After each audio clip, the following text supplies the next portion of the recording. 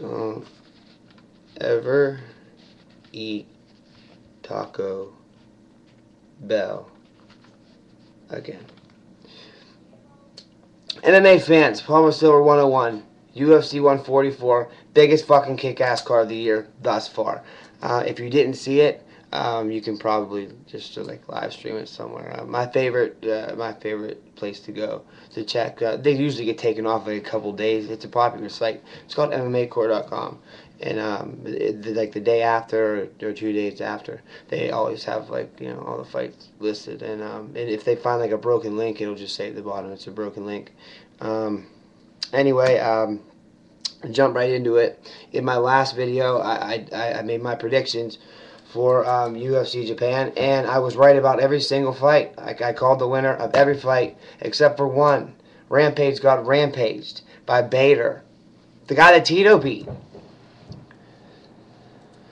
Anyway, Benson Henderson shines, Rampage demolish, Hunt, Akiyama, and Shields impressed everybody. Tim Boat's comeback of the year.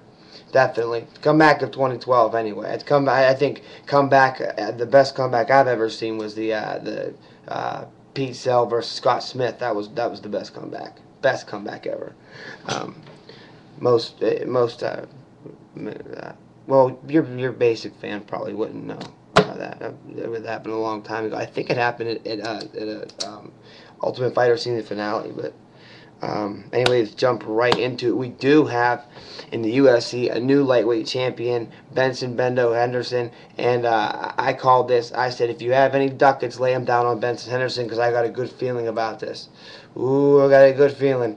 And it was a controversial, it was a really controversial decision on the judges. Some judges gave him 4 rounds to 1 against Frankie Edgar. I think they were basing it on damage because that eye was fucked up, man. I thought the 3rd round they're gonna stop that fight. I really thought that fight was gonna get stopped before, and they were just gonna call it TKO. And then there really would have been controversy because they'd been like, well, this he fucking didn't beat him, he cut him, and kind of like the Diaz Nunes thing, and I didn't want that to happen. It did go the whole 5 rounds, and it was fucking action-packed. The whole 5 rounds was fucking action-packed. It was non-stop. It was either second, I think it was the 2nd round, where Frankie got a takedown and on Ben.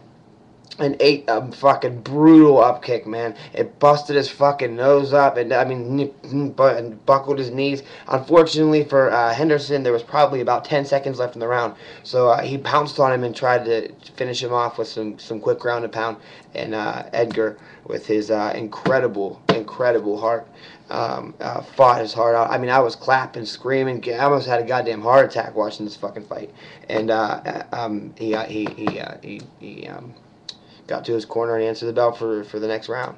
So we did go all 5 rounds. The scores were, to me, way off. I would never be able to score a fight like that. I scored Diaz Condit easily, very, very easily, and it wasn't even a challenge for me. I actually had my 4-year-old son watch that fight and say who won that time, and he scored it using the check mark system.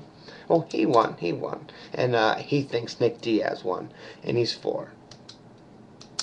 He knows what rounds are, and yeah, who won that? Who won that time? Well, who won that time? That time, and he gave Nick Diaz 3 rounds. So if a 4-year-old can do it, Cecil Peoples can cheat.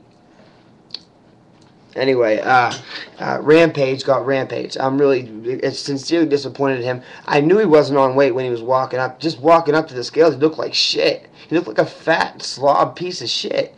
I'm like, man. And in my video before, I think I said Bader's he's going to die in Japan.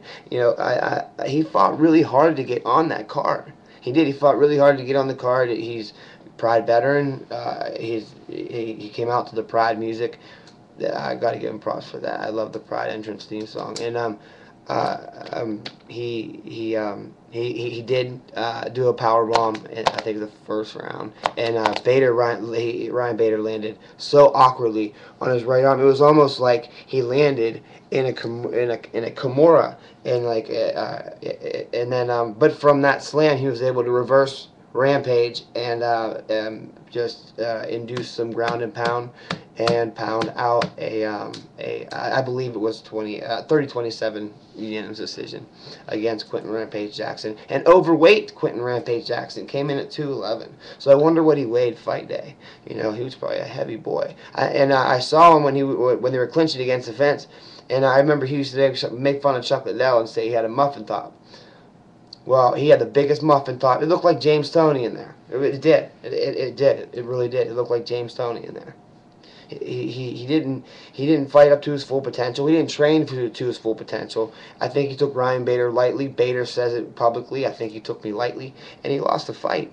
You know, and putting that's so huge. That's huge for Bader. Huge for Ryan Bader, coming off losses. I think two losses. John Jones and someone else. That has nothing to do with this. Mark Hunt does it again. K1 veteran knocks him out. Czech Congo. Next out, Czech Congo. I said in my video, if it stays in the first round, then I think Mark Hunt can take this fight. But if it goes to the second and third rounds, he's gonna win down because he's fat, dude. You know, what do they call him, the Flying Samoan or something like that, Super Samoan. Yeah, Super Samoan. Yeah, he's just fat, you know, but he's got power. And I mean, he dropped Congo about a minute into the fight and didn't pounce on him. He didn't pounce on him. He's a very seasoned and incredible striker, and waited for his time and was patient, picked his shots, and knocked out Czech Congo and stopped that short little winning streak he had going there for a while. So that was an awesome fight. But by far, in my opinion, the best fight of the night that I saw anyway. I think I did miss a couple. I missed the Palashetsky Hietsu fight, and I just thought that he's actually ranked number 2 featherweight in the world, right under Jose Aldo. I don't know. I don't know about that. But hey, man, I mean, I don't know everything. You know, I have my opinions, and you have yours, and Bleacher Report has theirs, and MMA Mania has theirs. So I don't believe him to be number 2. Do you? I don't know.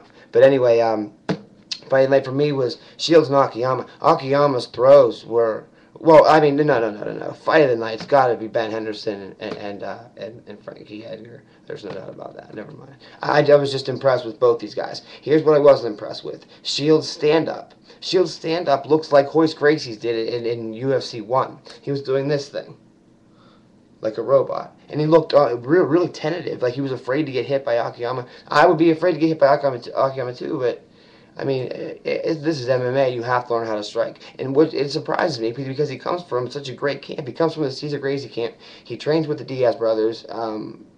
I mean, and look at their striking. They have the best boxing in mixed martial arts. They have the best boxing in mixed martial arts. They mix up their boxing so well with that pit pat style. Yeah, just pit or shatter style. They rip shots to the fucking body and take everything out of you, and just they suck you into their game with their I mean, they're amongst the most elite fighters in the world, strikers in the world, I mean. And not so much Muay Thai, you know, not so much Muay Thai. Nick took a lot of leg kicks in the Carlos Condit fight, but I could see that Carlos was actually hitting him with his foot, not his shin. That's why Nick said he wasn't checking him, because it didn't fucking hurt and it didn't matter. He actually had to bitch slap him. I'm going to say it again. I think I said it in another video. He had to bitch slap him. He had to literally bitch slap him and tell him to stop fucking running from him. And that just made that, for some reason, when he said, stop fucking running, it made Condit run some more. So he ran some more. And I'm still pissed about it, man. I'm still pissed. UFC 144. I'm sorry, I keep getting off track. I had a really good day today. It's a good day. I got some good news. So, Boach, Tim Boach. I'm a Pennsylvanian. He's a Pennsylvanian. Comeback of the year. It looked like Okami was on his way to a clear-cut either TKO or at least a 30-27, well, guaranteed 30-27 judge's decision. And you could hear the corner of Tim Boach tell him that he needs this round and to just let his fucking shit go. And that he did. I mean, the former challenger that challenged Anderson's title down in Rio the last time they were down there.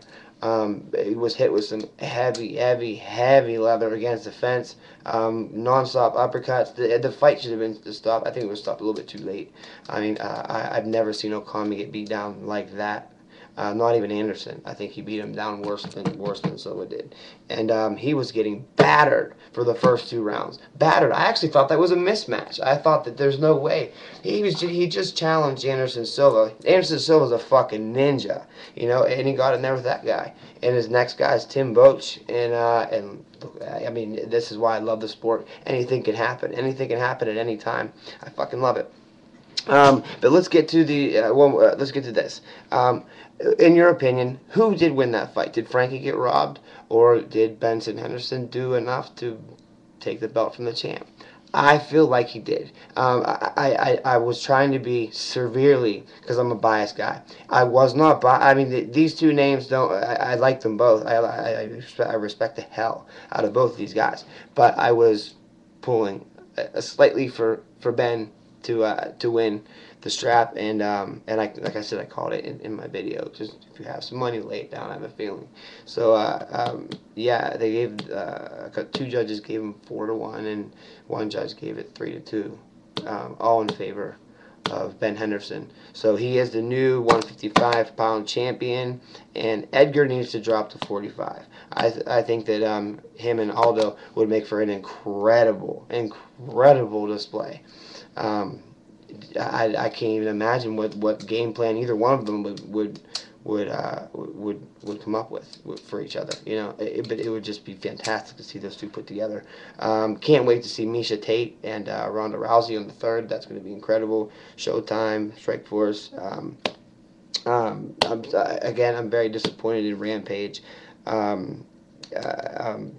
Another thing, Anthony Pettis came out, and he was fighting Joe Lazon. Joe Lazon came out aggressive, and Pettis kind of felt his range early and just let loose with one of the most lethal left head kicks that I've seen in a while. And it was I had him also picked. Well, actually, I said I was undecided, but really I thought it was going to be Pettis.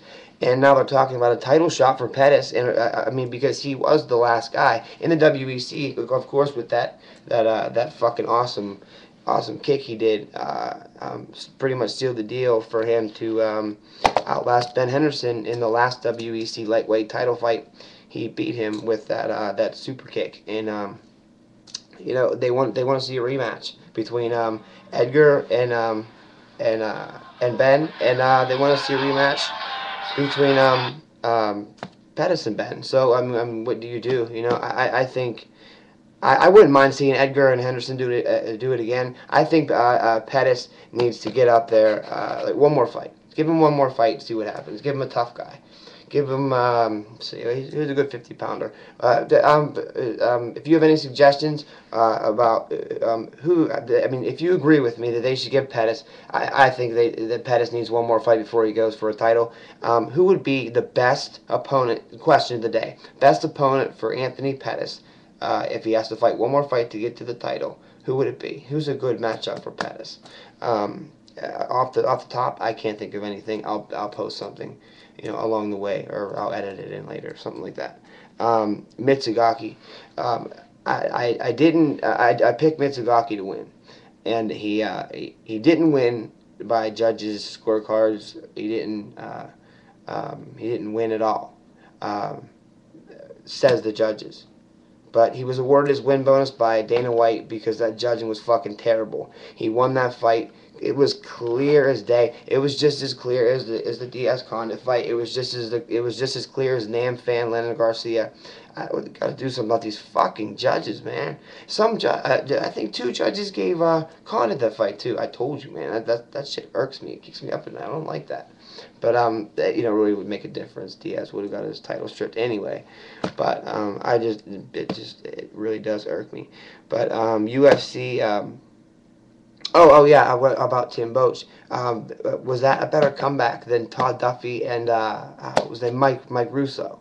I think that was the best. That was the best ever. I think not the best ever. I already said the best ever was Scott Smith and Pete Sell, And then number 2, Todd Duffy, and I'm going to put Boach at number 3. Mitsugaki was robbed. And coming up next is my favorite fighter out right now, and his name's John Jones. He's fighting in Atlanta at UFC 145. Finally, he'll get to get in there and throw leather with Rashad Evans and hopefully knock him out. I don't like Rashad. I like Rashad on the show because I don't know. He was on the show, and I didn't like him on the show. His showboating was fucking terrible. It was just, he's an annoying cat, man. He was an annoying cat, period. But I did like the way he coached. Rampage, his team just got destroyed. They got picked apart. He was a Jackson fighter. He did move camps because of this fight, and he's been training with the Black Zillas. And I believe they're in Florida. I think. Don't quote me on that. But he's been training with the Black Zillas, and he looked fantastic in his last fight. So, yeah, let's see this thing happen. I really, really want to see this happen. And I'll be back later on with more predictions for UFC 145 Atlanta. Do not miss it on pay-per-view. Don't know when it is. I'll find out. Actually, I'll tell you now. Oh yeah, it was Chris Carrazzo or whatever that got the victory over Mitsugaki.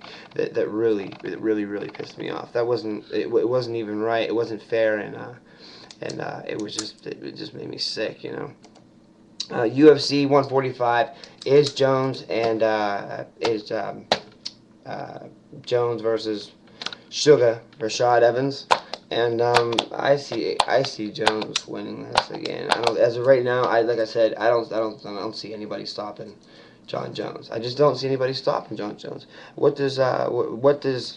mean, they've trained together in the past. The friendship's over. But they haven't trained together in a very fucking long time, okay? And they both look like different fighters. I'm sure they're completely different here, and I mean, just all around, you know? And Jones sticking with the Jackson camp. I'm sure he has an excellent game plan going into this. Also on the card is Rory McDonald comes back. We have Brendan Schnaub versus Ben Rothwell. And Bocek and Wyman, and the return of Miguel Torres on that card too. Matt Immortal Brown also, and Mac Danzig versus Efren Escudero. That's interesting. So I mean, it's a decent card. It's a decent card. It's definitely worth paying for, especially the main event. And I'll be back later on with my predictions for UFC 145. Hopefully I'm as lucky as I was this time because I nailed them all, except for Rampage. You let me down, Rampage. You let me down. Don't hate on Joe Rogan. Hate on me. I can't believe it. Can't believe it. But thank you all for watching Paul Versilva Nation, MMA all day. I love you all. Thank you very much for the view.